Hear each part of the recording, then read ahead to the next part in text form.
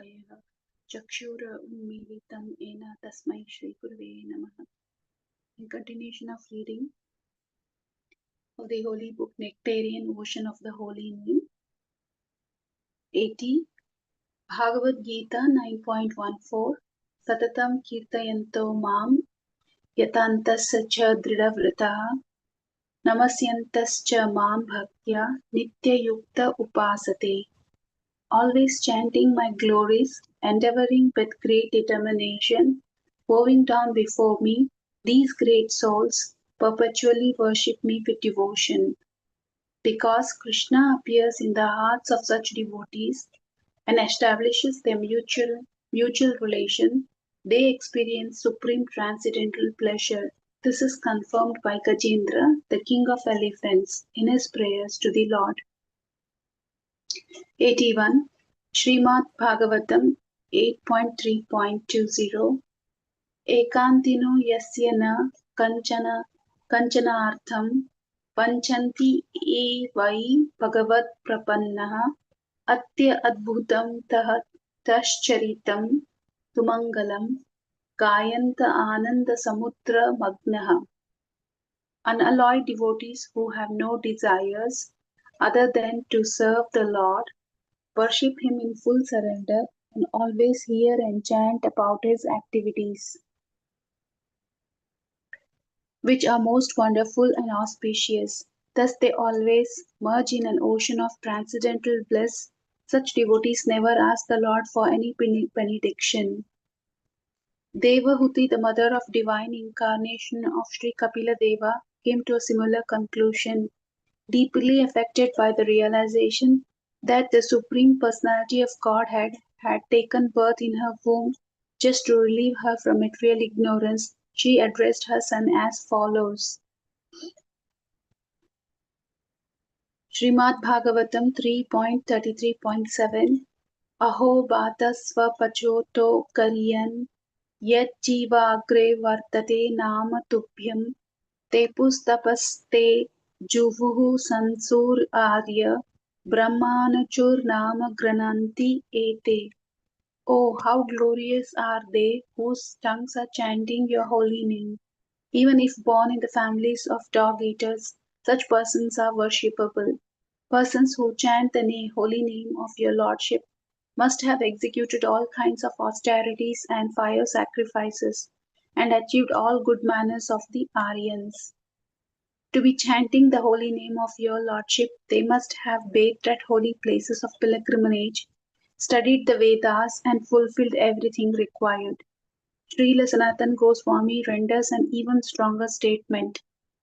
83. Hari Bhakti Vilasa 11.454 Ena Janma Satihi Purvam Vasudeva Samarchitaha Tanmukhya Hari Namani Sada Tishtanti Bharata. Ena, by whom Janma of births, Satahi throughout hundreds, Purvam previously, Vasudeva, Lord Vasudeva, Krishna, Samarchitaha was worshipped.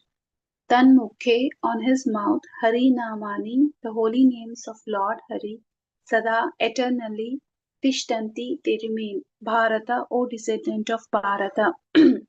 O descendant of Bharata, one who has previously worshipped Lord Vasudeva in hundreds of lifetimes can now chant the holy name eternally.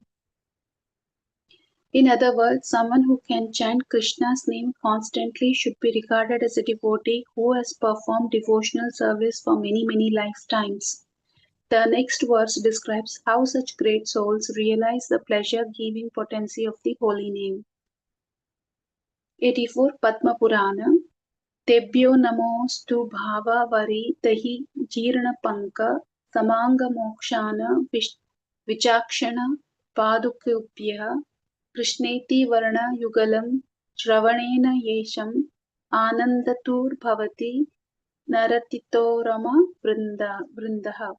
Tebhya, unto such devotees, namahastu I bow down, bhava of repeated birth and death, Varadihi in the ocean, Jirana of old age, Panka in the mud, Some magna who are immersed in mokshana liberating, vichakshana who are experienced expert in padukobhya unto the impressions of their lotus feet, Krishna iti named Krishna, Varna Yugalam, the pair of syllables, Shravanena, by hearing, Esam, of such devotees, Anandatuhu, they experience transcendental bliss.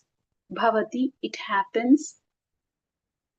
Nartita, dancing, Roma Vrinda of all their hairs. The devotees of the Lord are filled with transcendental ecstasy upon hearing the name of Krishna, which makes their hairs dance upright. I bow down in great joy to the impressions of their lotus feet, which are expert in releasing the poor conditioned souls who are drowning in the ocean of birth and death, stuck in the mud of old age and disease. A devotee at this stage of chanting will soon develop bhava, ecstatic love, as described by sage Sri Kavi to King Nimi. 85. Srimad Bhagavatam 11.2.40 Evam vrataha swapriya nama kirtaya jatanugraho druta chitta uchchai hasatai atho roditi rauti gayati unmadam van nritayati loka bhayah. By chanting the holy name of the Supreme Lord, one comes to the stage of love of Godhead. Then the devotee is fixed in his vow as an eternal servant of the Lord, and he gradually becomes very much attached to a particular name and form of the Supreme Personality of Godhead. As his heart melts with ecstatic love, he laughs very loudly, cries or shouts. Sometimes he sings and dances like a madman, for he is indifferent to public opinion. In this connection, Srila Bhakti Vinod Thakur states that a transcendentalist possesses only one real treasure, his intense longing for spiritual elevation. Therefore, it is most essential for every devotee to keep this longing desire alive and to substantiate this point. He quotes a verse from Srila Rupa Goswami. I stop here for today's reading and just briefly summarize. So the verses what we read and the opinion of the great saints with related to chanting of the holy name, it is to be understood that when a person engages in chanting the holy name, that means that person might have performed severe austerities and all kind of sacrifices such as fire sacrifices and taking into severe austerities in his previous life, and that is the reason why in this life he is able to chant the holy name. So it's, something clicks to my mind when this is being said. That being said, that the continuity of the devotional service, it doesn't happen instantly in this life. It is that from our previous births we might have been engaged in devotional service, and this is the stage where we are unto now currently. So when we keep longing for the the longing for the love of Godhead and continue to chant the holy name, and as said by Bhakti Vinod Thakur, one may reach to the love of Godhead by continuing the chanting of the holy name, and one should keep doing it to achieve that stage. That will lead us to the bhava stage and ultimately to the love of Godhead. So just stop here and